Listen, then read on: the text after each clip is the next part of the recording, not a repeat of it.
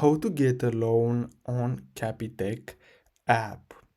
So basically what you're gonna have to do is simply open the Capitec bank app, and then you're gonna have to simply go to personal and then choose credit. Now the next step is to simply choose the type of loan that you want to take, and then what you're gonna have to do next is simply apply. So as you can see, you can apply directly in the app, or you can simply call them at this number here. Now as you can see, these are the documents needed. So you're gonna need an original ID document. As you can see, must be 18 years or older, latest salary slip, and the bank statement showing your latest 3 consecutive salary deposits.